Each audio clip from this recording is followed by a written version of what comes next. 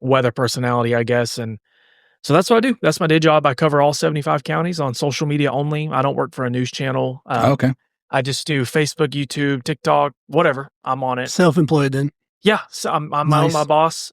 Unless you count my wife, I'm my own boss. And I love what I do. I'm the biggest weather nerd you'll probably find, and could talk about Arkansas weather all day long. But when I'm not talking about weather, I do enjoy hunting. This is my next favorite thing. So here we go.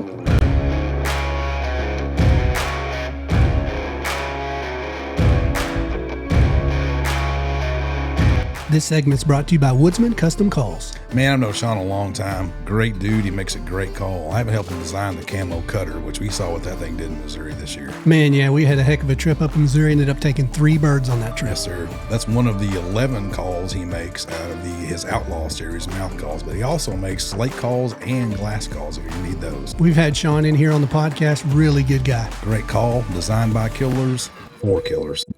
What is up, everybody?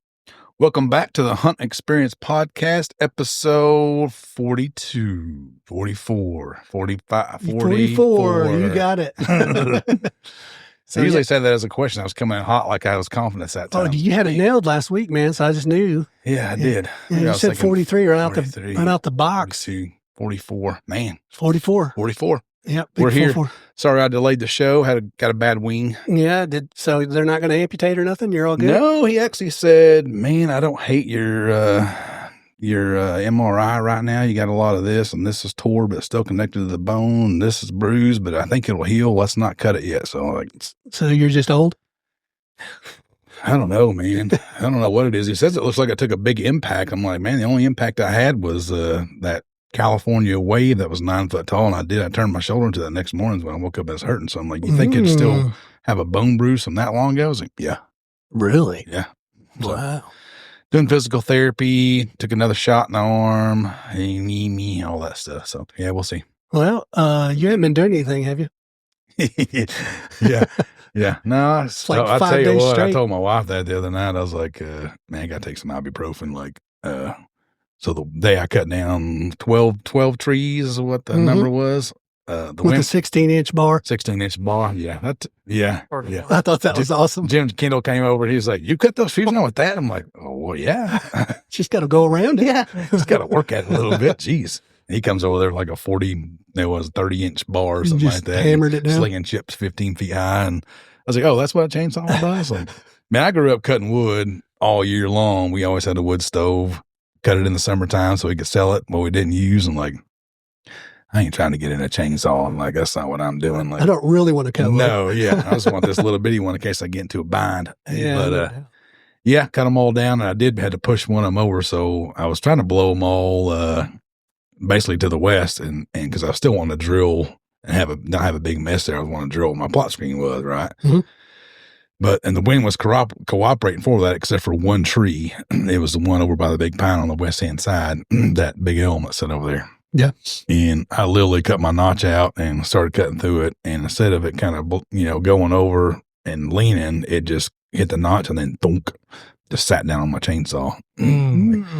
I think I can push this thing over, and the old shoulder made all kinds of noises. So I guess I'll go get a tractor and unleash my chainsaw. But other than that, it went pretty smooth, man. I had the logs moved out and the treetops stacked up, and like it didn't take me long. I mean, I think I probably had 15 hours in it total, clean up, break it, and everything. Well, I mean, I seen a bunch of the stuff you put out, and it looked like a lot of work. It was. Yeah. My phone didn't ring, so I didn't know what it was. Yeah. Didn't get too bad, did it? Yeah.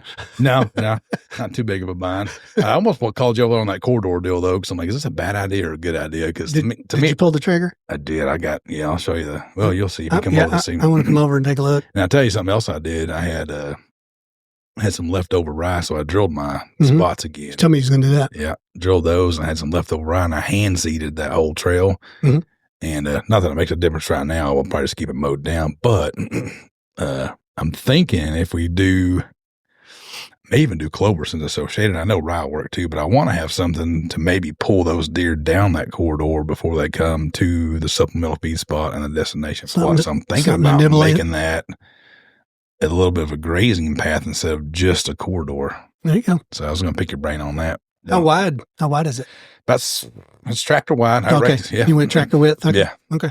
Yeah, I lost four quarts of blood. It's a briar wall in there, man. Yeah. Like, yeah, where you put it, up there above the tree. Yeah. Yeah, but she's rough. So yeah, that's what's happening, man. We lots of projects going on. I think I'm about wrapped up on. I always find something to do, but I raked out all my corridors, trimmed them up, and did that new corridor. All the trees are gone, stumps of ground, re-drilled some rye. Yeah, that's it. Good. Well, I got everything mowed. Finally, I seen that. Yeah, it's like a golf course out I know. there. It looks nice. I went around the trees, cut off, all the little stickers and saplings, and trimmed them all up. Yeah. And so I'm done. How's the clover situation? It's coming up. Nice. Yep. It's kind of sparse on the bottom side, which is really where I want it. I know. So that's the wetter side. Top side's like awesome right now, but bottom side's. What if it's a soil temperature thing? Maybe. And then, that winter wheat's going nuts. I mean, it's like, dude, it's growing by 2 or 3 inches a day. Yeah. I've already brush hogged it once. Yeah. So I put a little bit on that trail too. I had like half a bag. I'm going to pull this out here and see what happens. Yeah. Heck yeah. And then, so I'll get zero turn. Yeah. And I'll keep it. That's the thing in the spring, if you want to establish clover after planting in fall. Yeah. I frost seeded, by the way. You get rid of all that competition. And all you got to do with winter wheat or rye is mow it. Yeah. Consistently. It takes 2 or 3 times. But once you do that, the clover takes over and there you go. So. Yeah, once clover gets established. Yeah, I still got so much clover in my food plot after 3 years. Isn't that cool? Crazy. Can't kill it. I sprayed it and tilled it. And, I didn't till it, I guess. I think I did till it one last time. Yeah. I think you did. One last time before we started drilling. Ordered me another bag of switchgrass seed yesterday. Did you? Yeah. So I think I'm going to try to drill the house plot again, or the plot screen was.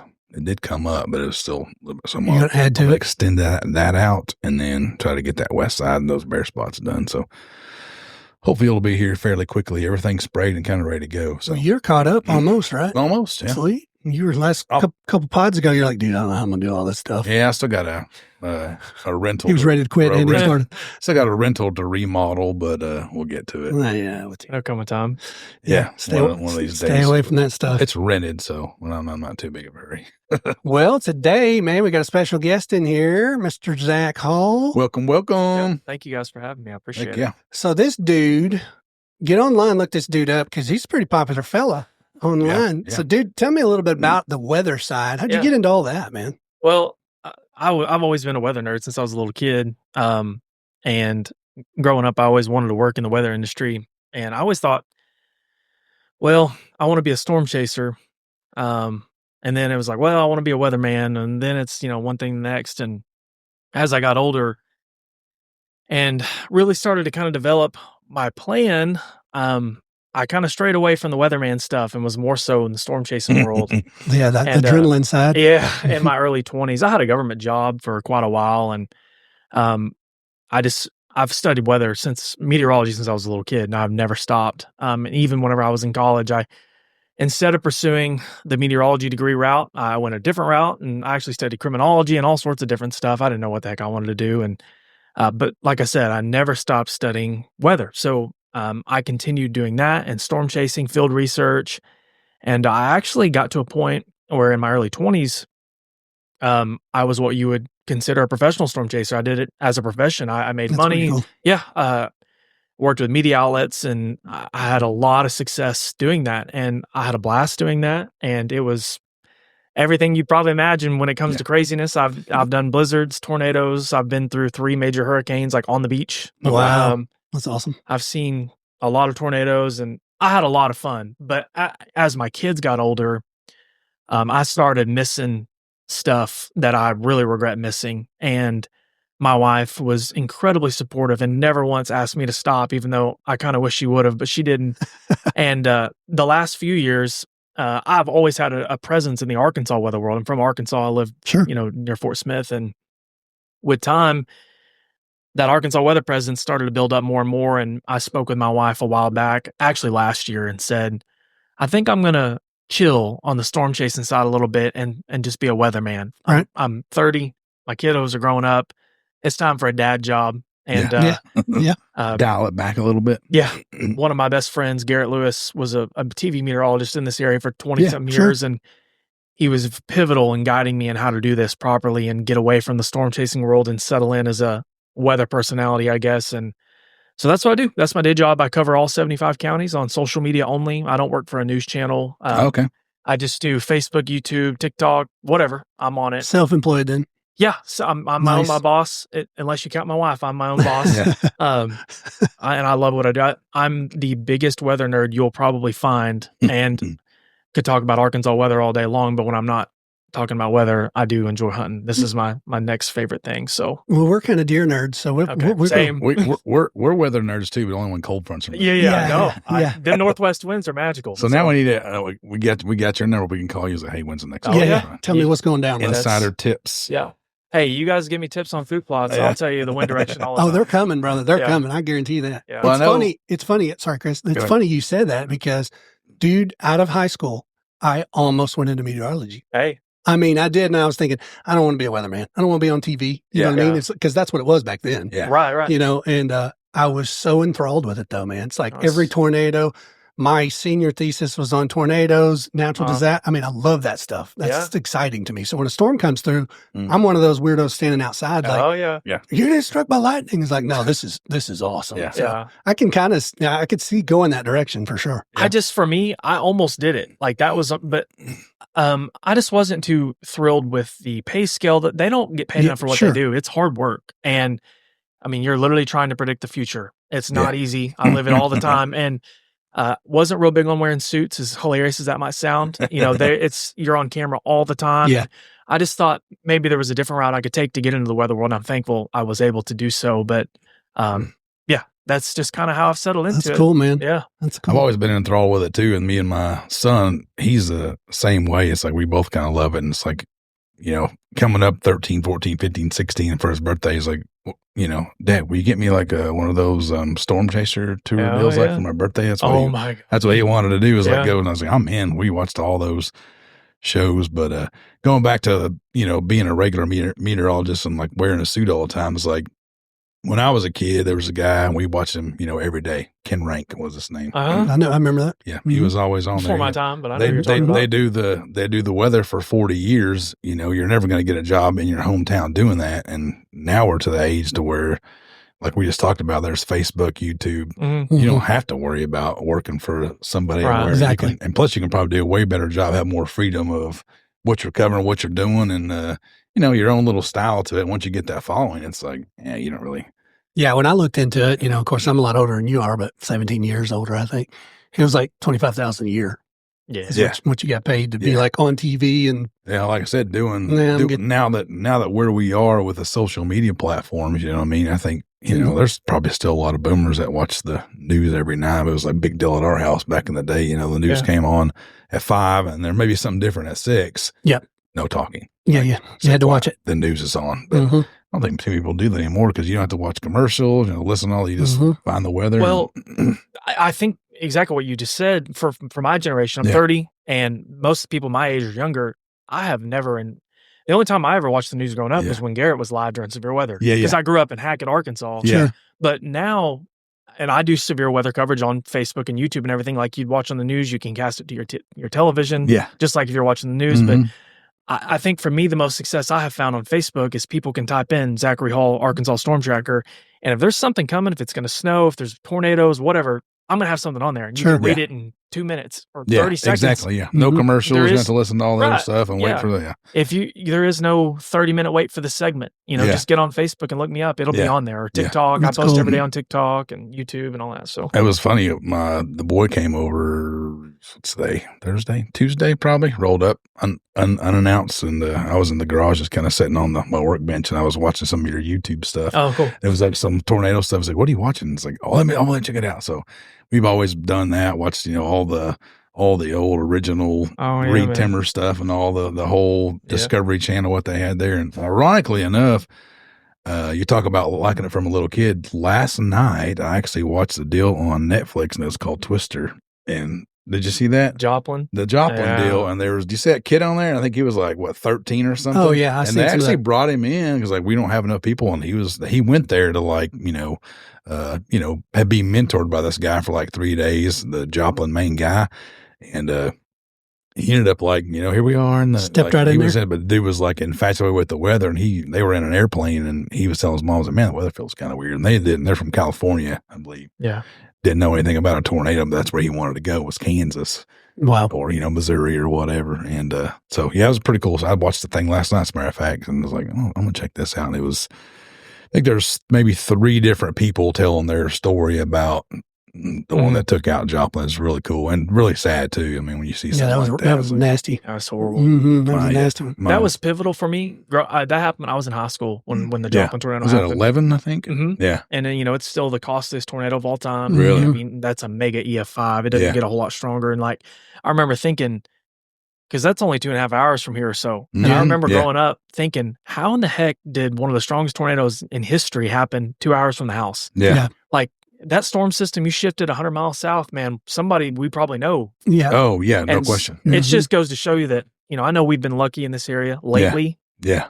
It doesn't take much. Yeah. It can happen so fast, too. So I think that's why I like weather so much, is because you just never know. Yeah, you don't for sure. My wife I don't get too freaked out about stuff. Like I said, I kind of like going out and checking it out, and like I know how to read a radar, and probably not obviously as good as you, but I can say, it's doing this, it's going northeast, it's going to miss us, and it's like there's no rest when there's a storm coming in. So I'm like, I gotta buy a storm cellar. I'm like, get in the cellar. Like, I'm gonna be up here watching the football game or whatever's going on. Like, yep. I worked with a guy like 20 years ago, dude. Yeah. And they went through the Van Buren tornado. Yeah, Joe went through it. Yeah, Joe went to and his wife, dude, I kid you not, every nasty storm, she's texting me. Yeah. From 20 years ago, she's texting me now saying, "Or you got a storm coming right to you." And it's like, "Are y'all watching this?" And it's like, "Yeah, we're watching it." So she's just like, she's never been the same. Yeah, it'll change your life. Oh, dude, I'll guarantee it. Yeah, it blew their house away, and they were inside, and it's like. They've never been. That's what Joe said in Van Buren. He hadn't had that house too long, and they basically got into the middle-ish of the house inside of a closet. And, they did the same thing. It was like just wind and rumbling and noise and stuff crashing and cracking, and they just then it got fairly quiet, and they sat in there for like 10 more minutes, opened up the door, and it was like there was just daylight, and the roof was gone, walls were gone, but the middle of the house was, kind of hung out right there. And I'm like, same story. He's got the same story. Dude. Him and his wife, and he said, "What's that? Listen to that sound." Yeah. And it's like a train, just like this roar. And he's like, that's a tornado. And he said by the time he ran across the house, grabbed his daughter. Yeah. And when he said he made it halfway back across the house, and the roof sucked off. Yeah. And stuff started. And he said he threw her in the corner and covered her. Yeah.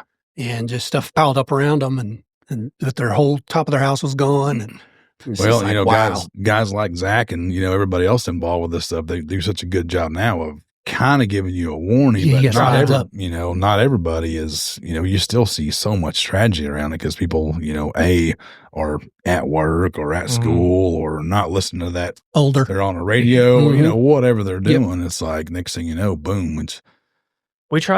I try my best to give people as much lead time as possible, but we also have a bad problem in this society of false alarms. Oh, yeah. So I'm real big on social media when it comes to social sciences with people. Like, I tell people on Facebook all the time, if you see me worried, it's probably time to get worried. Yeah. If I'm not worried, we'll probably be okay. Yeah, exactly. Friday, my thoughts and prayers are with everyone in Arkansas. It's been impacted by the tornadoes we had Friday. But on Friday, I'd posted, I think we're staring down a tornado outbreak.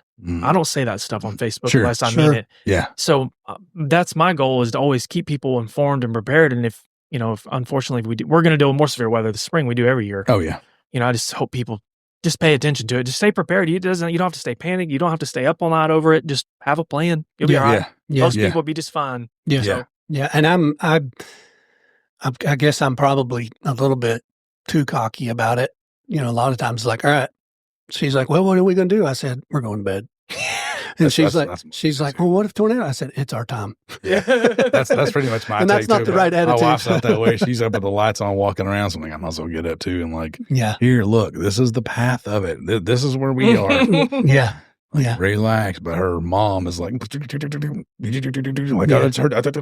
heard this. I'm like, put the phone down. Let's go. I can tie one of my big memories back to when I was a kid. And we lived up on the hill where Dad is. And we lived in a trailer house. Yeah. And this tornado was supposedly fixing to blow us wide open. Yeah.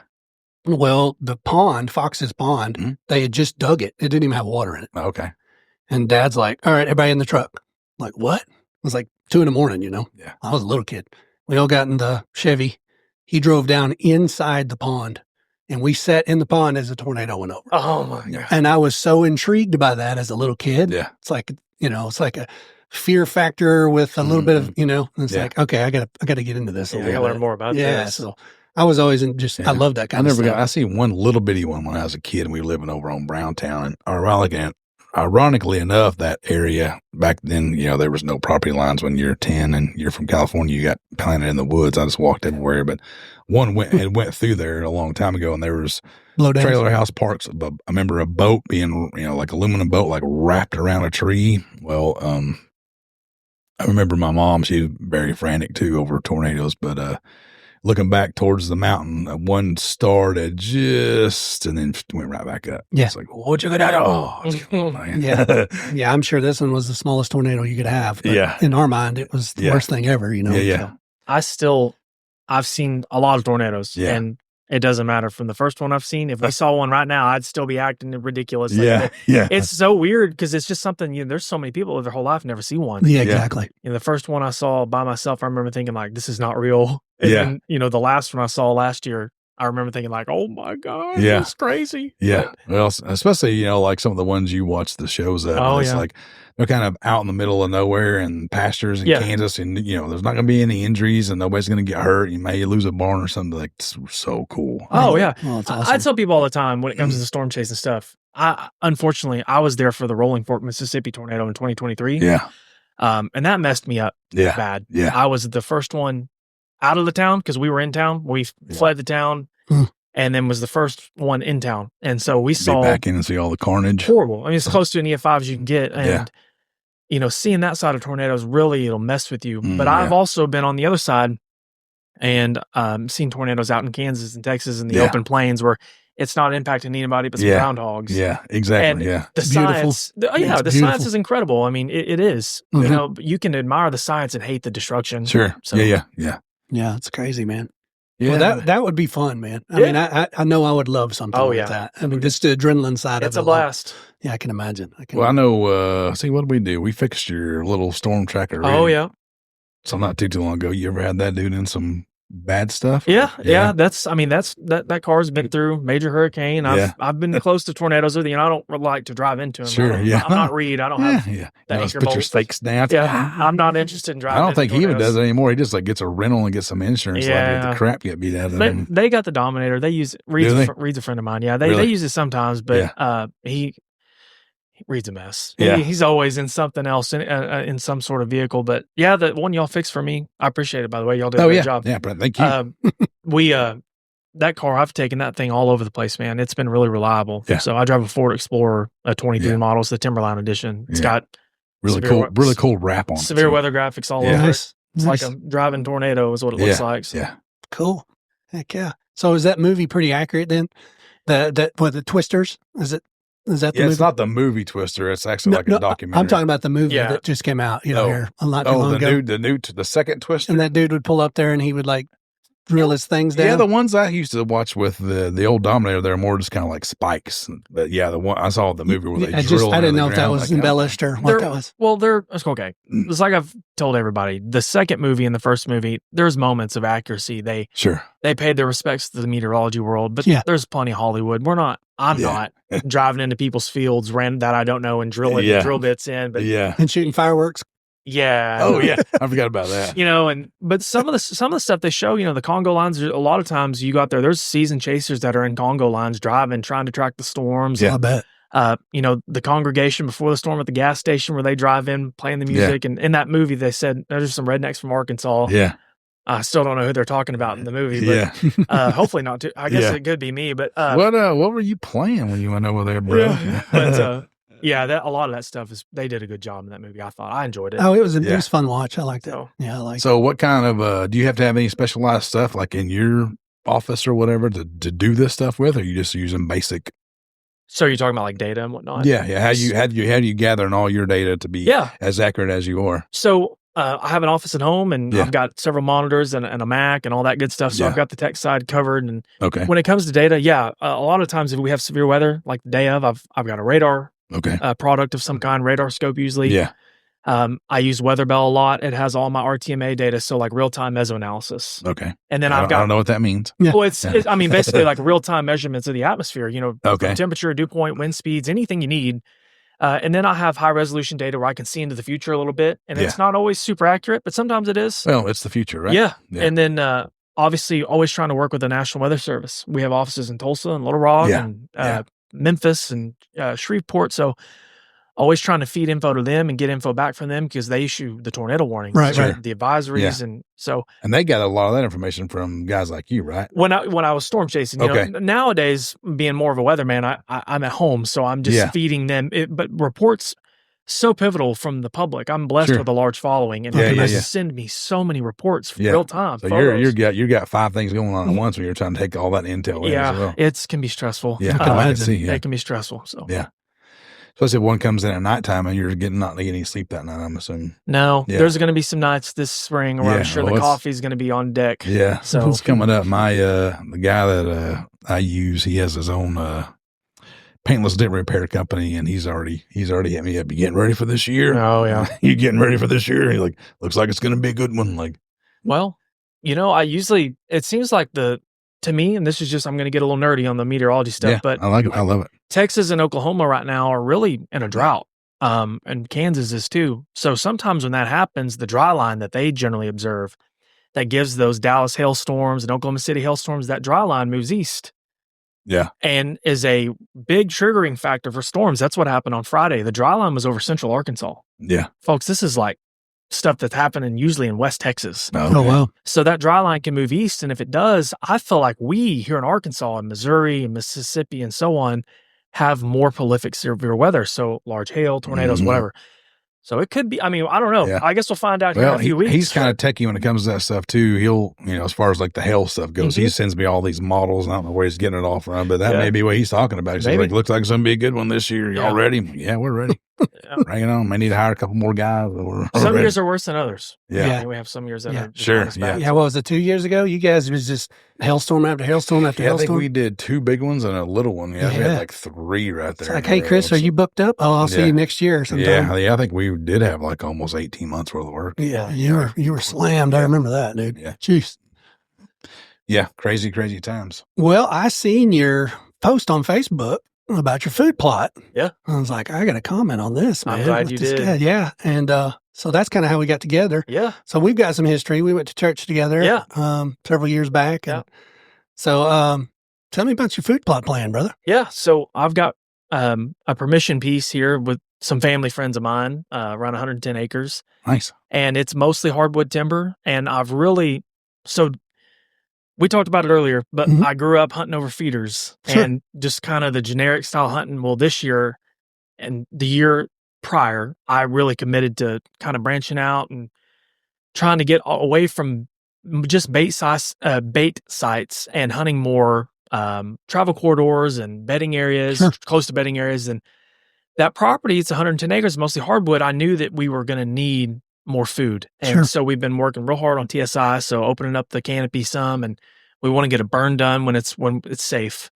And a food plot was next. There's no variety to the property. It's just timber. Sure. Yeah. And makes it tough for sure. Got 2 creeks on it, which is nice, and a pond. So it does have that.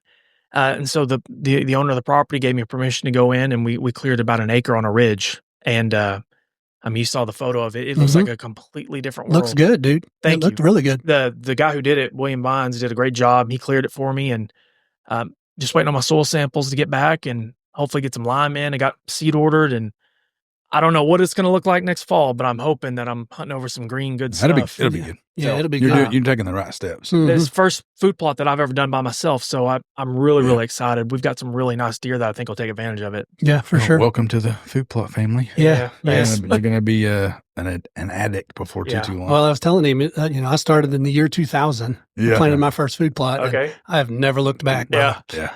And Chris, what was it, Chris? 2010, something like that? Oh, yeah. 8. 8, 9, 10. Somewhere in there. Not too long after you planted your first my small one. Small one there. Mm-hmm. Yeah. And we were kind of like chitty chatting back in then. So, and I killed 3. Yeah, you killed some good bucks. That was one of them right there off that food plot that was totally set up in the wrong spot. This one? Oh, nice, man. Yeah. That's a nice one. Yeah. No, it was set up it was just like, here's a fairly clear spot. I'm going to do a food plot. And it's like, bam, right in the middle of the property. Entrance. No access. Bad. Access is crazy, terrible. And I still killed a couple. Well, I thought it could have been 3 with that big sticker bucket. Yeah, he arrowed a big buck and just on camera, and it looks like he's smoked. Yeah. But it was just a little bit high. Yeah. And he just like walked it off, dude. Yeah. It was amazing. I'm good. Chris, come back the next year. You could almost hear Chris crying on the footage, but I was super excited. I thought you got it. I did the deal. I was like, dude, I just smoked the giant. And then I looked at the footage when I was sitting there doing it. I went back on. I was like, I think I may have shot high. I'm not sure. I was sick. It was like me and my wife, now, it was one of our, probably our second date. I was just sick, dude. Sick. I don't even want to talk about it. Yeah. I was like, I'm trying to act like I'm pretty well into the date, and I'm, had looked for the arrow for a while, and then, the date's over. I go home like, oh man, I should probably just let him rest, and then wake up about 3:00 that morning. Thunderstorm. There goes my blood trail. So, but he came back. Like, I don't know, 6, 8 weeks later. So, well, I hunted a lot when I was in high school and like in my late teens and early 20s, but I went through a really rough patch. I missed a very nice buck with my bow in 2018. The biggest deer I would have ever killed, and I put a lot of work in that season. And when I missed him, it really took the wind out of my sails. Sure. And in 2019 and 2020, I didn't hunt very much. I was being a huge Debbie Downer. And just, I was. I mean, just being honest. Happens, I felt real sorry for myself. And in 2022 and 2023, I kind of decided just to finally man up and get back into it and not let these things get me down. And the last year, and then now, this is the most I've ever been sunk into where I'm just full bore. Yeah, if your doe's run out food plots, you're getting there. Yeah. I'm done with. That's taken. Shot a nice buck in December in Missouri. Nice. And that was like. That really sealed the deal for me because he was the biggest one I've ever shot. I'm like, this is awesome. Dang right, man. Well, we kind of talked about it briefly about your setup and everything. And of course, Chris, one of the first things I told him is, what do you think it was? Now that he's got a food plot established. Get some screening in there. Yeah. And then access. Yeah. That's what I was going to say. Did you situate the food plot to where? Good. Nice. Yeah, he's got an east. Go ahead, tell him about it. So I had William, the dozer operator, take a lot of the timber that he cleared. We didn't feel comfortable burning it. Yeah. So, but it was okay because I told him to put it on the east end of the plot. Yeah. And the south end of the plot. That way, the deer have the west, northwest, and north side to enter. They can enter any side they want. And I plan on buying a Millennium buck hut. I've heard a lot of good stuff about them. I hope it's good stuff. For me and my kiddos to hunt out of. Yeah, so you need something good for the kids. We never had them for our kids, but I didn't either growing up. So this is gonna be maybe for grandkids something down the road. We got some nice stuff now. Yeah, we're gonna put it behind that timber screen. There you go. And I can enter from the east behind that timber screen. And the only way if there's deer in the plot that they'll know I'm there is if they hear me. Yeah. They shouldn't smell me because I'm hunting with a good wind. Sure. Yeah. But the only way they'll know I'm there is if they hear me because Yeah. they won't see me. Yeah. So that was. Yeah, you go in there. I mean, we're kind of big on that. We keep everything kind of cleaned out until the season starts. Obviously, you know how it goes. You're going to get a few sticks and stuff in there, but yeah, that's one of the most impressive things too. After we got done with my big project, and you'll have sometimes 15 deer on the food plot. You know what I mean? It's like, all right, it's 3 minutes till shooting lights over, and to get out and your cameras are still going off on both sides of the food plot. It's like, all right. That's the whole reason why I did mine, because I had some success off my little food plot. Yeah. It's like, man, they're literally walking the trail I'm walking them, getting blown at, going in, going out, and it's like, it was just rough. I mean, same thing. Boy killed a couple pretty good deer off there, some does, his first deer, his first bucks. I mean, it worked. But, man, if you have a little bit of knowledge as far as access goes before you start a food plot, it makes a lot of difference. Because our properties now, you added yours, 2 years ago back here now? Yeah, back when, It's like having that kind of knowledge and knowing like, man, if this wind's coming in, this is a cold front area, I can access this way. Now, here's where the food plot needs to be. Yeah. It's a game changer for sure. Yeah. We set that plot up for a north northwest and west, and I guess technically a southwest wind. Going back to weather, generally, guys, when we have a stronger front, a cold front, you're going to have a northwesterly wind, 15, 20 miles an hour. And that plot is set up, we can access from the east. And I didn't mention earlier, there's a road that comes into the property on the east side. So I can drive or walk down that east road. And the block of timber between the road and the food plot is little. So if hopefully there wouldn't be any deer in this little block of timber. There usually isn't. Yeah, you wouldn't think so. My access to my big one for a northwest is kind of that way. I've got a little bit of woods coming through there, but it's like it's an unused area. Really thick, same small scenario. pine trees that you can't even walk through, and then it's just open to my house. So it's like, and we didn't do any improvements there. No, and we don't want deer in that area, so he can get in and out. And he was so funny, dude. When we first set him up, I remember he texted me and he's like, dude, there's like 15, 16 deer out here. And then he's like, got out clean. Loved it. He loved it. You could tell it was just like, no, it's awesome. It's the greatest thing ever. I'm not used to doing that with my old setup. It was really bad. I understand. And so you don't bust them deer, man. And it's that food source, and they think it's unpressured, and you're sitting there.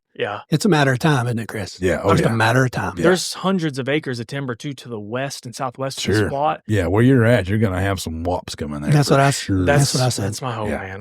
Especially like early season when bucks are in the bachelor groups. I'm thinking because one of the bucks I'm after, I know I've shared pictures with you, and I'll share them with you too. But like, he's a stud, and I'm hoping that maybe he'll follow one of them bachelor groups in their early bow season, that plot. And it's highly possible. So, what age class you think it is?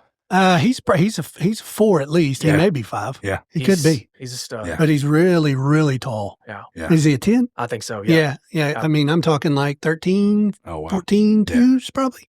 Long. He's a stud. And sometimes you'd be surprised. I've seen those some older, bigger deer, and their bachelor wells kind of like that one I shot on the top of 2 years ago. 2 seasons ago. It was like, oh, here comes a drop time buck. Here comes a little later. Here comes it's like, oh, that's pretty cool. And it was what we were talking about. Like my place hunts, like you're saying, like when I kill a deer, it's normally like wind chills 15 below. That's just the way it is. His place has worked out that way. And then that 4.5-year-old deer is about 3-4 minutes behind him. He's with them, but it's like, I'm going to let these guys, that's why screening's so important, because they can stand back. If you can stand back 30 yards off the food plot and see in and see what's going on, so can they, and you may never see that deer. So that older age class buck's going to sit back there and be like, about that. And you may never see him. When you get it to where he can't see in, he's got to come look. We also, too, so the food plot is here, and that little block of timber's to the east, and then there's the road. By that road, coming into the property entrance, there's a fairly large opening where you can tell there's an intersection of roadways. I set the plot there, too. That way, if I have a northwest wind, the odds of a buck like these two J-hooking me to try to get the downwind side, he's going to get to that property entrance and say, nah, I ain't going out there. I'll just go around the loop. Perfect. So that's awesome. I tried to cross all my T's and dot my I's with this, thinking of ways they could bust me, and they probably still will, but you know it is. Every once in a while. Every once in a while, they're going to come in from a way they're not supposed to. Like Chris, he called me 2 or 3 times, like, dude, they're coming with the wind every day.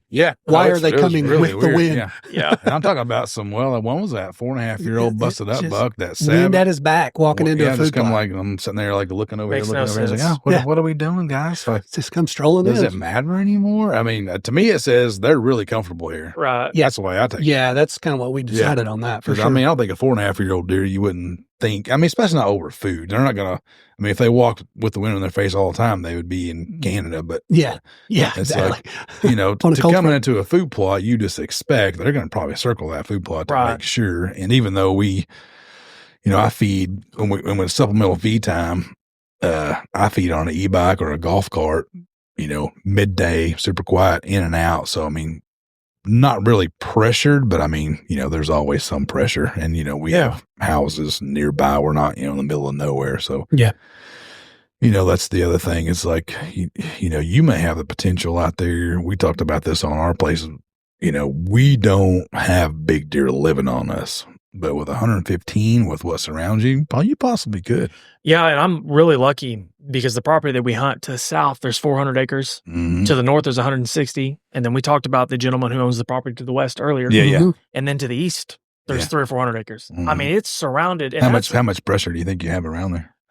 To the north, unknown, or to the 160, there's one guy for sure that rifle hunts it that we know. He don't hunt a lot, but he does hunt it during rifle season. To the south, not hunting much. Yeah. The one to the west, not hunting. Yeah. I think we're, honestly, unless I'm just mistaken, we're in good shape on pressure. Yeah. Well, you know where I'm going, and I done told him, but it's like, I know where I'm going. I'm going to his food plot. well, it's like bow season, brother. Yeah. I know. Yeah. You may be the only dude up there. Oh, you know yeah, what I mean? 100%. Yeah. Well, he nailed it when he saw about those early season batches. Yes. I mean, yes. And that's what I get here. And that's where Lexi's had a lot of her success. Yeah. We get to bachelor groups. I have a food plot in the summer usually, which I'm bringing back in the clover fields. I haven't had them in a couple of years. Yeah. And they know it's here. They're coming. You know what I mean? And it's just a matter of no pressure, access in and out.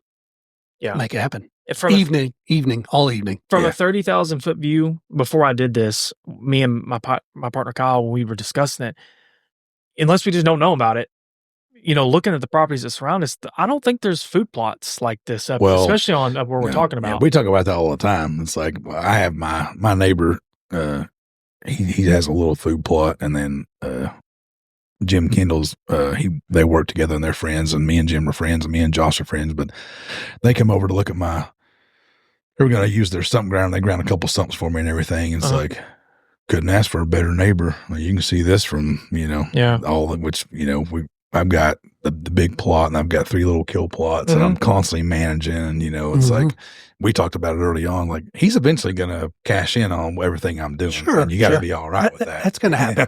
It's going to happen. When you improve the property. Yeah. I mean, dude, it's evident here. Yeah. I mean, I've been a 25-year food plot guy. Sure. My neighbors have all killed good deer. Yeah. That's part of it. Yeah. And you know, I remember telling you that the first time. It's like, dude, you just put a 2-acre food plot in. Yeah. Your neighbor's going to kill a big buck. Yeah. It's going to happen. Yeah. Yeah. Just don't let it kill you. But he passed a 3.5-year-old that ate last year. So I'm like, hey, yeah, good, man. That's awesome. Like, so.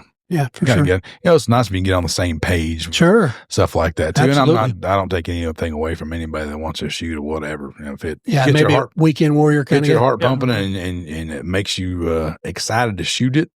Shoot, I've done it. I've shot some deer with my bow when I got a brand new bow or something. I had a 3.5-year-old chocolate horn 8-point walk in. Shoot. Way smaller than anything I would ever kill normally. Like, I'm smoking this. Oh yeah. I'm jacked. It's like we talked about, you know, I've killed a few deer in my day this year for gun season. Yeah. Down Waldron. Yeah.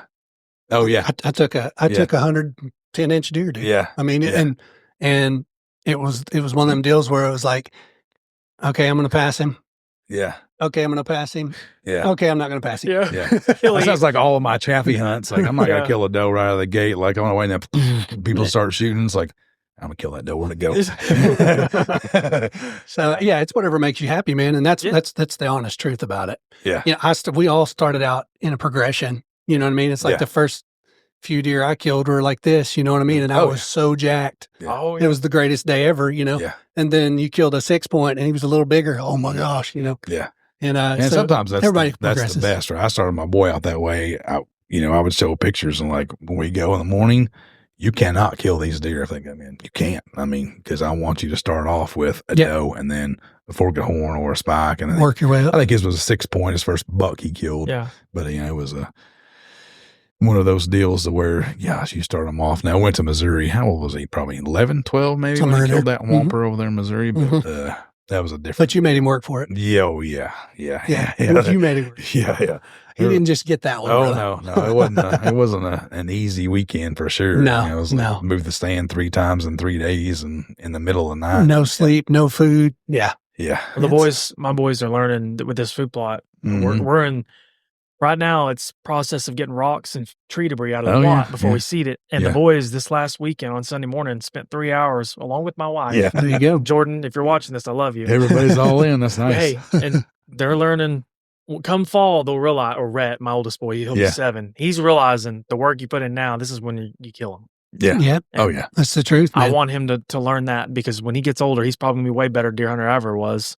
And I want him to know that it's not always easy work. No. It's going to be, those memories going up. See, I didn't come from a hunting family at all. Okay. I started probably like when I was 13, just my dad said you can go hunting if you want to. So I took a gun and I went hunting. I actually shot a couple deer doing that, but there was no way I was raised around any type of food plot. We gardened and cut wood and lived off our own chickens and hogs and all that kind of stuff. So to me, this is like, my son grew up hunting a lot, but he was, older when the food plot stuff came around. So he's kind of been a little out of touch with that. I've got a lease down the road here.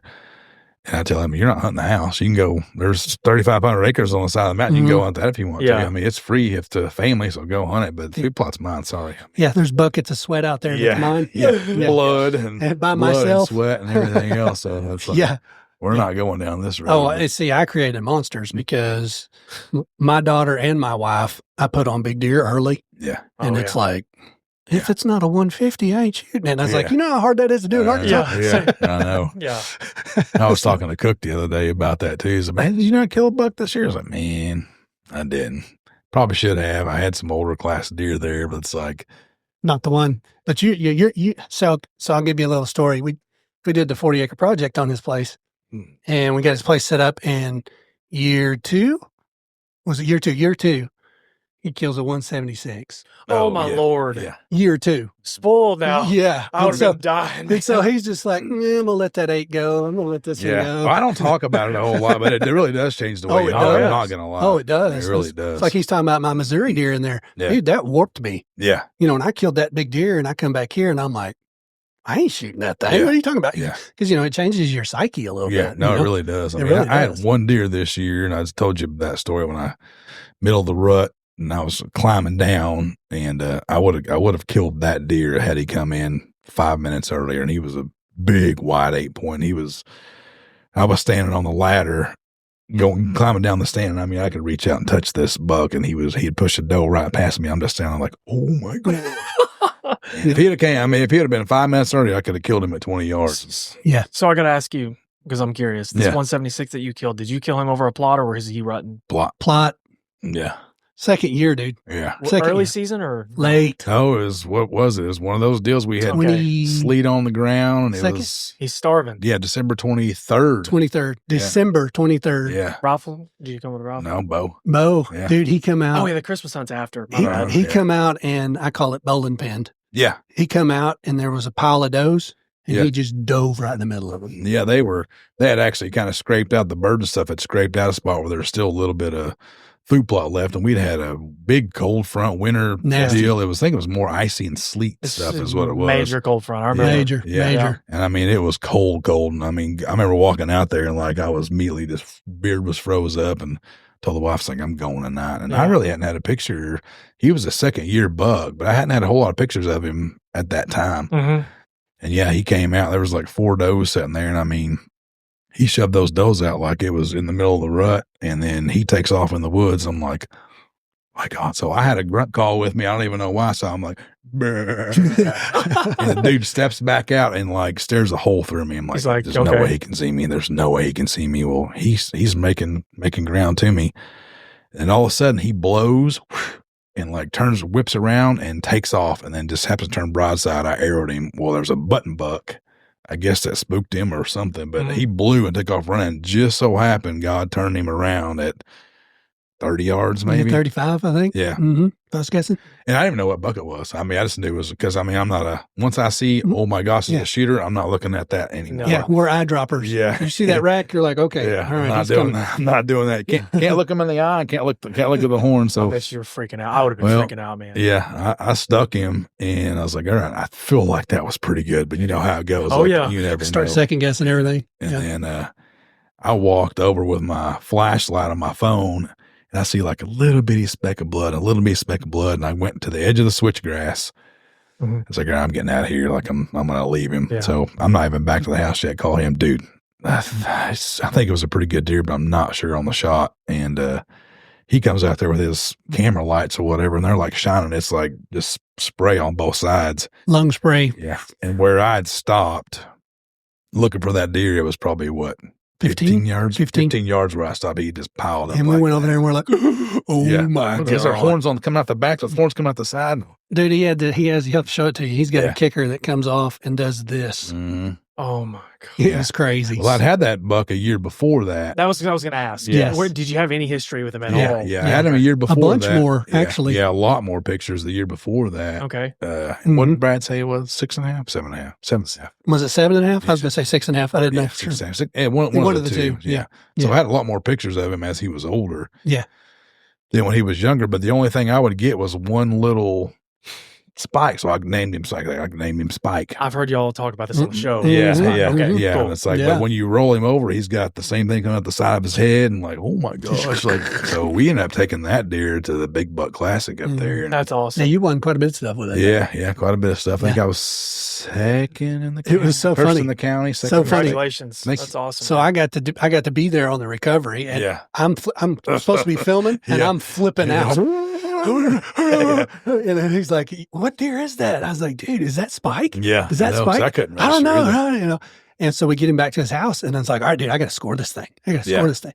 Well, the first time I scored it at 182. Yeah, and I was like, "Dude, that's got to be wrong. Do that again. That's got to be wrong." Yeah, and then it was, and then it was 178 the second time. We had it. I think green score was 78.25 because you scored it, I scored it, Brad scored it, and then by the time we got to Little Rock, I think it had some shrinkage, just a little bit of shrinkage. So the official was 176 even, I think. Yeah, and I told him, I said, "Dude, you realize what you just did? That is insane." Yeah, and what was cool about it is that was a project he'd laid out, and I helped him do. Sure, yeah, and it worked. You know what I mean? Yeah.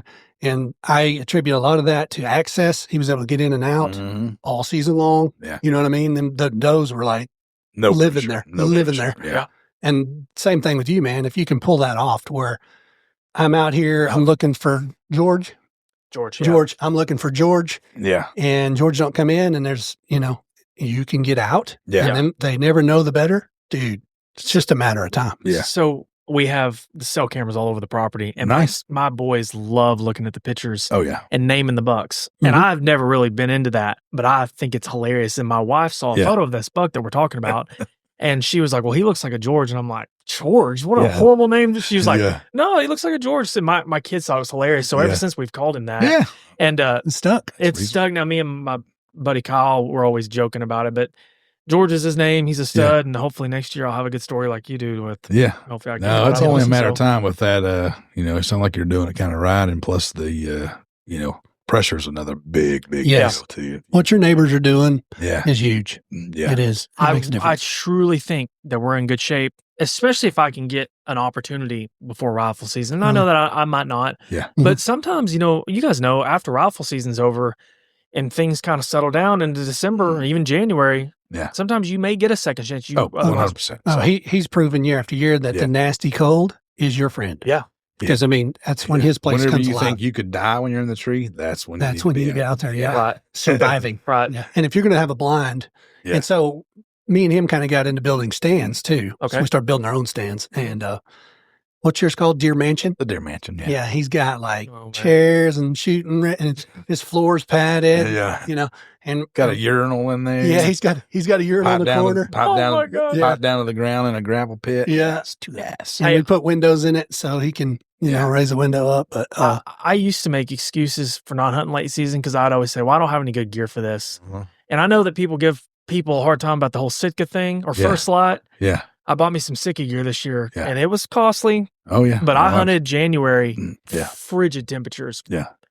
I will never go back. Yeah. I could have sat there for 3.5, 4 hours. Yeah. Well, I bought that when we were hunting Missouri. I broke down and bought the, what do they call it? Incinerator. I bought the Fanatic line, which is the step below that. Yeah. And it's like, don't wear it in. That's good. But I wear mostly all First Light now, but I still have all my Sitka stuff. That was a youth hunt. And we had 20s that day with 20-mile-an-hour winds. Yeah. And me and Luke were on the other property down the road and freezing to death.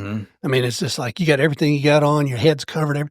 Yeah. And I remember Chris come walking out of there. Oh, yeah. Dude, I was like, "Dude, are you cold?" "No, I'm good, man." It's like, what? I almost died. It's legit. That Fanatic line from Sitka, I can't wear it in because you'll sweat to death. Oh, yeah. No, you got to put it in. I've walked even over here on the lease, I've walked in just my liners before, and it rolls up pretty nice. Yeah. And then you just get dressed at the bottom of the tree because otherwise you're like, oh my God, you're sweating and then you're wet. But the boy, during those cold times like that, he grew so fast. I would only buy him some cheap stuff, but I bought one of those heater bodysuit. Legit. He would get in there and cover up and put his phone on and be like, "Hey, okay, what's that?" Yeah. Yeah. I think I'm going to buy a little heater thing we can put in that blind. I do that. I got a little buddy heater in mine. It's I didn't use it much this year, but boy, some of those, well, I wouldn't, that's why I told him I got no footage of that deer. Cause I'm like, man, it's 5 minutes before shooting line. I'm gonna go ahead and shut the heater off, let it cool down, get my tripod moved out of the way. Yeah. And then I've taught him that story too about the 17 out there. Yeah. It's like, I totally abandoned it. Yeah. Get it out of my way. Yeah. I got to kill this dude. Yeah. There's a time and a place for everything. Yeah. We can talk about it on the podcast even if we don't have footage. Yeah, exactly. So, yeah. It's like that big deer. We ended up, let's see, shout out to Brad too, because Christmas Eve. So we sat in my garage over that deer till midnight? Just talking it and petting it and couldn't believe it. And, oh my gosh. And then, he caped it out for me because I was afraid to do it. Like, I'm not doing it. You talking about Brad Byers? Yeah. He did my first buck. Yeah, he did a great job. He's the man. Good dude, man. Oh, he's good the dude. Man. I was like, dude, what are you doing on Christmas Eve? He's like, man, I got family over, but and he's like, well, yeah, I'll keep it out for you. And he met me over there, keep it out, got the horns, and he scored it for me and all that stuff on Christmas Eve. So pretty good deal. And we were supposed to be there at a certain time. We ended up stopping at Holt's house and showing it off. And I'm like, check it out. Because it went kind of viral there for a little bit. Yeah. I got tons of pictures, tons of people texting me and messaging me had a picture of this deer 2 miles away, 3 miles away, mile and a half away. Yeah. Yeah. One lady had missed it with a crossbow, and when we rolled it over, sure enough, she skinned it. Oh, yeah. She was a long ways away too, right? Yeah, she was up on the other side. She was up by a Lover's Leap somewhere. Wow. So he sent me Mike sent me a bunch of pictures, and that deer was eating pumpkins. Really? Yeah. And she shot it over a pumpkin pile and just took the hair off. I was like, yep, this is the one. The hair's missing, so. Yeah, that'd be pretty crushing. Yeah, well, it happens. How's access with can you get tractors and stuff in there? Yeah, so we good roads through the whole property. Nice. And we built with the dozer a road that will take you into the food plot. The road, I likely won't access the plot much during season on that road because I'm figuring them deer are probably going to be all over that. Yeah. Sure. But we have an access that we can take dozers in, tractors. I can drive my truck in there if I really want to. Nice. So yeah, it's nice. I told him he may need a line buggy. Yeah, starting off, that's he can do it by hand. It's just a lot of work. A lot of work. I think the line buggies, that's on my next to-do list. I have some funding set aside for that, however much it's going to cost. It's not bad. It wasn't too bad. $200-300, something like that. It's pretty cheap. I'm saying it's 10 minutes and you're done versus cutting open the bags. Mm-hmm. And it's white. The way ground will be white. Better than pelletized. I mean, it lasts a lot longer. Agricultural, yep. Yeah. Mm-hmm. It's the way to go, for sure. Yeah, we did. Yeah, he come over. Let's see, what was that? You were spreading it. Well, no, it's fertilizer you did with your dad's 1 ton. It was lime you did with your dad's tractor, huh? Yeah. Plants. So we got a buggy of fertilizer too. Is it an absolute necessity? I mean, is it one of those things you'd say obviously the lime, I'm going to probably have to bring my pH up, but whenever it comes to the fertilizer, is that you have to do it, or is it just I would in the beginning for sure. Okay. See what your soil test says, but most likely you're going to it'll in something. And the soil test will tell you just about everything that you want. Yeah. Especially if you say, I want to grow this, and this, it'll say, here's where my pH needs to be. Here's where my. And you can get by with a plot without having optimal. Obviously, I did it for years because I was cheap. Yeah. And then, what was it? 2 years ago, we both did soil tests on both of our places. Yeah. Uh-huh. And I was like, all right, I'm going to the max. And he did. Yeah. Dude, the food plot was so thick. Oh, yeah. This is the thickest food plot I've ever had. Yeah. And it's just because we got the numbers dialed. Yeah. Once you get the numbers dialed, it's coming. It does make a difference. And if I'm going to buy the seed and take the time to drill it and do all the work, I want it to be the best. Might as well. I've spent a lot of money and a lot of time on this. I want it to be right. Yeah. And I've even heard that, the more fertile the soil and the pH being correct, the deer are actually more attracted to that nutrient more. So I don't know if that's true or not, but I've heard that. I had a game warden tell me that more, I believe it. More acidic soil, deer are already browse creatures anyhow. Sure. Mm-hmm. They'll browse around it. If they don't like it, it's because it's too acidic. Yeah. I think there's some validity to it. Yeah, I think so too. Mm-hmm. We found that out. I did. I think you did too with brassica plots. Deer don't eat brassica in Arkansas. Yeah, I still like to know the answer. Something we've never had luck, dude. I have in 25 years I've planted everything, you name it. Yeah, brassica wise. Yeah, and me too. I've had some plots that would go on the cover of a deer plot magazine. Amazing looking. Touch. I got turnips this big around. Well, I tell a story. When I first started food plotting, we cleared out here. There was a bunch of big piles left from when it originally was cleared. Uh-huh. And so we brought a dozer in and took all the piles out. Well, everywhere we took the piles out, I made a food plot. So I had 5 food plots on this place before I lived here. And one plot was just like, what was it back in the day? Biologic. Oh yeah. Biologic was the big thing. That was what up north there. That's what they're doing. Yeah. And dude, it's like you said, it was like this beautiful. Yeah. Well, I'm sitting there in the stand one day and, some deer around, whatever. Well, I look over and here comes the herd of cattle, my neighbors. He got through the fence and I'm like, oh, this is bad. Yeah. It was like 30 head of cattle coming, And dude, they walked through that brassica plot and never dropped their head, going to all my other stuff.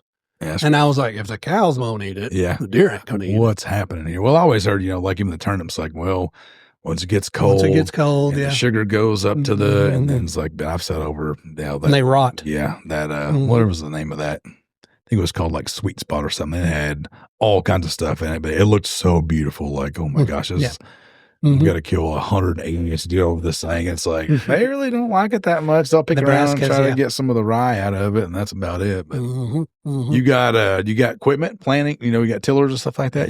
So the gentleman who owns the property, the family owns the property. We have tractor access. We went in there the other day with a root fork. Okay. Trying to get as many roots out as we can because it was timber, and it's still not. It's looking way better. But yeah, we have a tractor. Hopefully. Nice. I don't have a drill. We were talking about the drill on Facebook the other day. I don't have a drill, which maybe one day, but you got access to one now. Yeah. You know the guy. Here he is. Yeah. I appreciate it. My original plan was to go in and broadcast my seeds just by hand. It works great. Yeah. I mean, he's got a, we were in the middle of a competition until we had a 3-month drought. And it's like, I don't know if it's really. Yeah, it didn't really produce. They're both kind of hurting, which mine's pretty good now, but I mean, it's still browse heavy. I'm still getting a ton. That's what I was telling him, my original plot, I've done it the old tillway hand seed. Yeah. And I've continued to do that just to see if there is a difference, in the drill. And obviously the drill is more successful. Yeah. And we've proven that. Well, seed to soil contact. And if you get it dialed in right. The other night I was drilling that rye and I had it set for the trifecta with peas in it. It's like, dang, what's all this? Oh, I know why all the seeds on the ground. Turned wide open. I know why the seeds on the ground. I got it set for a pea seed. I'm like, I'm losing a lot of seed, but I had 50 pounds. I just kept driving like, it'll be fine. Yeah. So it's going to be heavy. I put the rock rake on and raked the rest of it in. Just drove over it real quick since I was raking out that trail anyway. And like, hopefully it comes up and catches up with the rest of it, so I'll have something to crimp, But man, I can tell you, once you, I don't know, it's really cool tilling and the fresh dirt and all that stuff. But once you park the tiller, it's pretty nice. Yeah. You don't have to eat the dust. Yeah. It's pretty nice. Yeah. It really is. Yeah. Well, and we were talking before you got here. I've done a lot of research on that buffalo system. Mm-hmm. Yeah. And my goal is to get to a point to where I can seed into my crop or whatever I'm growing or whatever I'm growing and crimp it down, have a duff layer, and just, man, dude, you're talking about turning dirt to black, Well, I was telling him I was raking out where I brush hogged all my plot screen, and I got just a little bit outside of the plot screen area and raked into where I drilled, and the first 1/4 inch is already doing it, man. And that's awesome. I had rye and then I had buckwheat, and I crimped over both those, and it really, we talked about how long I'll take it, dude. It's already like broke down like that fast in one season. And I was kind of surprised because even had the neighbors over there like, man, there's really not a whole lot of thatch left here, because I shot videos like, look at this layer of thatch, it's gone. Yeah. It's already so sucked into the ground. Yeah, so year 2, year 3, year 5, what's it going to be like? I honestly was pretty discouraged too at first before I did this whole clearing for the plot, because where I hunt it, it's rocky in some of the spots. Yeah. And have you guys ever heard of Grant Woods, that Growing Deer TV guy? Oh, sure. Yeah, absolutely. So a lot of the stuff that I researched was through him. Yeah, that's a good source. Yeah, he's a good dude. Yeah. He did a Q&A session and someone asked him the same thing. Like, I have a lot of soil that's rocky. I don't think I can grow food plots. And he's like, man, this is Grant Woods talking. I live here in Branson, Missouri in Stone County. Yes, that's his whole story. Yeah. Yeah. And he was like, I promise, if I can grow these here, you can grow them here. There's no excuse. Yeah. And so I'm just trusting the process, and hopefully it works. So. Yep. Oh, it will for sure. Yeah. We eat that stuff up. We talk about it all the time. We like, every year we're trying. This year I'm planning on doing a May corn drilling. I'm going to drill a whole 2 acres in corn just to see if it works. And then if it does, I'm going to have to strip or drill a big wide strip that connects the 2 big stands together and have corn on both sides. And if it works, that's going to be awesome. Yeah. for sure. But I'll still get a crimping this year. But if the corn works, I won't really have a crimping next year. But it's still probably pretty cool. Something he wants to try. Yeah. So we try something different every single year just to see. We've done red osier, dogwood, hybrid willows. We're doing corn. We've tried brassicas. Let's try something different. See what happens. Yeah, we enjoy it, man. It's a lot of fun. It really is. The switchgrass is really cool. That's a labor of love. You get into that if you want to. Yeah, for screening purposes. This first year, and I would definitely put him on some sorghum or something like in that nature just to get something going like right now. Create you an edge. Yeah. I got you. Yeah. Yep. It's all about security, man. It makes a huge difference for sure. Yeah. And this year we segmented our plots up. And I actually took the brush hog and like cut little segments out of it where I wanted the deer to come through at. And I've got video after video of it working. Like not the buck I wanted, but it's like right in front of the stand or right in front of this stand. They just use that edge, come pop out. And so the food plot, there's nothing planted. So it's just dirt. Sure. But I've sent you the video of those deer that were in the food plot. It's just dirt. And they love it, dude. I don't know. I raked out that corridor the other day, and it's full of deer like plots. I texted him. I told him, they're just nosy, dude. They can't stand it. It is insane the amount of videos and pictures I have of deer pile into this opening, which I guess, deer are heat creatures of edge. So I get it. Like, and like you said, they're probably in there just thinking, what in the heck is this? I smell dirt. So, well, I made a video like that about the last year. It's like, you want to get really cool deer pictures? I got this little bitty kill plot that one sits on the west end side, and I had tilled up that area, and I went in the next day, and it was powder. It was like hundreds of deer tracks on this thing. I was like, the other day I made that new corridor, and it's like, I think I got time before the sun goes down to get the rock rake on there. Raked it all out. It was soil. Went out there the next day. I'm going to seed it. Tracks all over it. Nosy suckers. Yeah, it's cool, man. I'm excited for you, dude. Because I'm really excited too. Yeah, we're ate up with that part of it. Yeah, and it's like all we talk about and do and strategize, and to see somebody else get into it. Well, come on, and we'll help anybody out. But once you hit the fact that you got some kids involved, we're definitely all in. That was the last one we did last year was in Poto for that guy, and his son was older, probably 12, 13. But I shared it with Cody. He sent me a picture of just deer in the food plot dead. It's like son got his first buck over the food plot. Y'all put in. It's like that's what it's about. Yeah, that's really cool, man. Like what that, to me, that's we'll help you out wherever we can. Thanks, man. Sure. I appreciate it. Yeah, my oldest boy Rhett, he's into it. He doesn't quite gets it, but like we haven't had that moment yet where and I'm hoping this next season he'll have it. Well, I can tell you, I've got, let's see, it was my son's first buck. You put it up on YouTube. And he killed some doves and killed some turkeys, but that was his first buck, and it was it was a basket. I mounted it, basket rack 6. And when I turned that camera over and zoomed in on him, he's like, just like there ain't nothing like that. And when he killed the one in Missouri, I was right behind him too. But it's really funny that one video, he was couldn't really get him to shoot open sights. Like, I'm not giving you a scope till you shoot open sights. Well, I finally figured out he was left eye dominant. So I made this like cardboard patch with like some string on it, and he's like wearing this patch, with his crossbow and everything. It's like, oh my gosh, that's old school, bro. We're going. That's what started the whole Camel Family Outdoors thing for me. Yeah. As I filmed Luke killing his first deer. Yeah. And he was just like, call mom. Yeah. Call mom. Yeah. He was just freaked out. And that's the greatest thing ever. So it'll be better than any deer you ever killed. Oh, for sure. Yeah. Oh, absolutely. Yeah. Absolutely. And then, all the work and time and all that, you don't even realize it. No. You know what I mean? It was all worth it. Yeah. Yeah, definitely. It was all worth it. Lexi gets completely bent out of shape even now on bucks. It's like, this is cool. That's how you know. I was actually talking to a guy today, and it's like, we were talking something about deer season. And we're basically saying that, I forgot what the conversation was anyway, but I saw all the projects you were doing on your deals. Do you just want to feed the deer, or do you still want to kill them? I was like, well, I feed about 30. I want to kill one. Yeah, exactly right. I was like, why only one? Is like, well, because my heart rate goes up to about 160. I know that's the one. He's the guy. It really is too. I don't think people understand it. Like I'm a big buck killer. That's my goal. Yeah. But at the same time, I've got this weird wired thing in my brain about these deer. It's like I care about these deer and I want them to have all this food and this and that. And I'm like, But then after this bug, I think we're just stone cold killers. That's all we care about all the time. That's not it. It's the whole conservation. effort. It's man, making the habitat better. Humans are already horrible enough with what we do in this world. Sure, yeah. You know, it may not be much on a large scale, yeah, but it definitely, I love it. And we were talking about that the other day because I was like, Lexi's like, you know, we really don't take very many deer off this place. I was like, we never have really taken many deer off. Yeah. Do you know how many deer we've fed? Yeah. And fawns we've raised? And you know what I mean? And that's worth it. Well, that's like that. You know, I rode out there last year and it was like fawning season. Roll out there on one of my corridors and there's a dead fawn laying there. Coyotes had got it, you know what I mean? I was like, I was pretty tore up about it. Like, man, that's that could have been a deer that's your deer. You know, I could have killed 4 years from now or 5 years from now. Like, exactly. Not saying that's what it's all about, but it's like, you know, we're doing protein, we're supplemental feeding and, you know, cold weather stuff. We're supplying them food that they wouldn't have when there's no browse. I mean, there's you know, it's probably way healthier in this part of Sebastian County than it would be without us. Exactly. And it's like you said, it's like 90% of those deer never get touched. Yeah. You know what I mean? Yeah.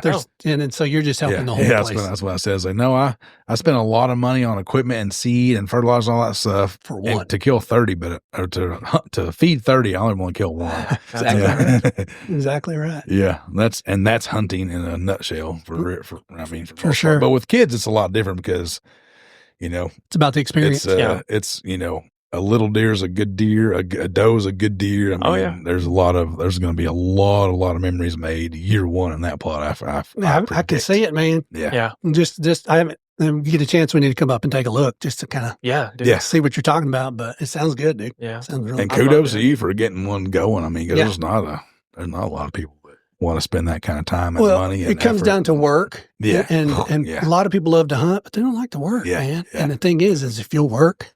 You're a step ahead, brother. Well, to me, like a good friend of mine who's had a lot of success, he told me, he said, Zach, if you put in mediocre work, you're going to get mediocre results. That's life. That's life. He said, when the season's over, that's when the work starts. And I've tried. I'm going to keep trying to maintain that. So come next fall, I reap the benefits of the hard work. Yeah. So, you'll see it. It's coming. It's coming. Yeah. Well, you're a weather guy, so you already know. I mean, you practice those weather tactics with the deer and kind of know when to go. So you're not just going. Right. It's like you're not putting a ton of pressure on that place. I mean, youth season's going to be banging. I mean, y'all stay out of it. Youth comes in like it's gonna be good. Yeah, guaranteed. I think we'll probably shut off. Honestly, like I think we talked about it on the phone. My goal is by August. Yeah. Let's let it rest. Give it some time, not pressure it much at all. That way come bow season. Yeah. We're in good shape. Yeah. And then like we talked about, you know, as soon as September hits, get that supplemental feed going. Yeah. And just add a sweetener there. You know what I mean? Yeah. Because, you know, as hot as we usually are in the summer, it's not much happening on the plot at that time. Yeah. Yeah. Usually don't, you know, if you did plant by then, it's not something they're going to be eating. Yeah. Right. Normally. Yeah. Normally. Now we could have a good summer and, you know what rain we're probably going to get better than anybody. So we'll see. Yeah. Hopefully we don't deal with anything too extensive. Lord knows we need last summer was rough, dude. I know. I feel like this last summer in 2022 was rough. Yeah. Yeah. That was the same deal when we were planting in October in 22. And this year I just pulled the trigger because I had the drill. I'm like, I'm drilling it. Yeah. Because there's some moisture in the ground. We're supposed to be getting around. I'm just putting it in. Like, I'm glad we did because we ended up having a lot of food plots to do. We need rain now. We're under a burn ban right now. Like I know. In March. Like what in the world is this? Yeah, let me ask you a question. Why do we have 300-mile-an-hour winds every day? So I'm like, what's going on? I looked at the radar last night. I did see like a little storm that was kind of spinning in a circle above us. I'm like, it's not a hurricane. What are we doing? Yeah. So it has been windier than normal lately. We're filming this on March 20th, 2025. In the last month, we have had, I think, 4 really intense. They're called mid-latitude cyclones. Okay. And low pressure systems just swinging across the central U.S. They brought severe weather Friday to us. Yeah.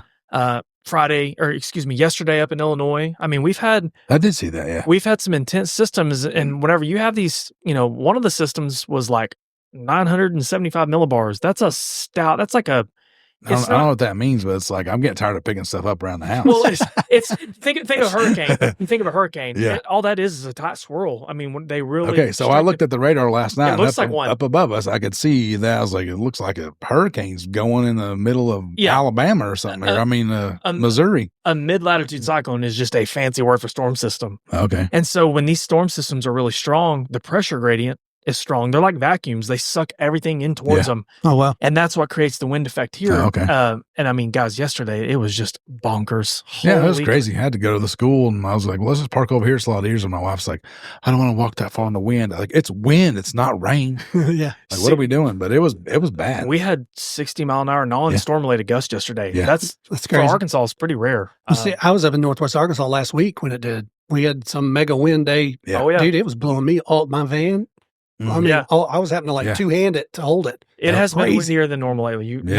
Nobody's going crazy. Hopefully, we get a little bit of a break. Yeah, the next week or so. Well, talking about Brad Byers borrows my trailer every year, my enclosed trailer, and goes up and gets all of his mounts. Mm-hmm. And he pulled it up yesterday. He's like, "Well, how was the trip? Trailer do all right? Yeah. Well, I thought I was going to flip over a couple times because of the wind. Yeah. I was like, I didn't even think about that. Crazy, man. Yeah, it's been bad. I just happened to. I got a little fire pit at the house, and like, we normally fill up the trash can too quick. So it's like everything I just throw it out there. And we just want to get all the Kool-Aid boxes and all that pizza boxes, and then I'll just burn it all. Well, I just happened to have it pretty well filled up and woke up the next morning. Like, some of the pool chairs I didn't put in storage were blown across the deal. And I looked out to the driveway there and it's like, oh, there's all those boxes in there. Some of them were 150 yards down the road. I'm like, jeez, guess I'm going to go pick up boxes for a while. Yeah. Well, man, we had you in here as a guest, so we got to give you something. Yeah. And I already told Chris about this, but here you go, man. Oh, you're official now. Thank you. I brought one with me. Yeah, did you? Just in Okay, case. good. I'm going to bring Awesome. Yeah. Chris had those made. What was the name of the company? Yahoo Creek. Yahoo Creek. Yeah. Okay. Yeah. Did a really good job on the hats. I really appreciate it. This is awesome. Yeah. We kind of get in the merch stuff a little bit on the side here. My wife does some, and then I'm just giving everything. I'll wear this all the time. I guarantee it. All the stuff that's like. So just when you kill your big buck, make sure you have the hat on. Okay. Yeah. That's good. Or turkey or coyote. Oh yeah, or anything. We don't care. Yeah. Well, man, I want to thank you for coming in here today and sitting with us and talking. Nice to meet you. Great talking to you. And like I said, we're all in. We're right down the road if you want some food plug. Holler for help. We're there, brother. We like. Sounds good. I drive my tractor down the highway and do some of the stuff down the road. Now we're kind of sketchy, but we'll do it. Oh, okay. Yeah, it's all right. We come in hot. Guys, that's it today. We appreciate it. Thanks for listening. Yeah, thanks. Bye, everybody. Guys, don't forget to follow Zach Hall, Arkansas Storm Tracker. He's on all the medias. Guys, if you need a really good weather guy that can really get you through those storms, check him out. Thanks for watching.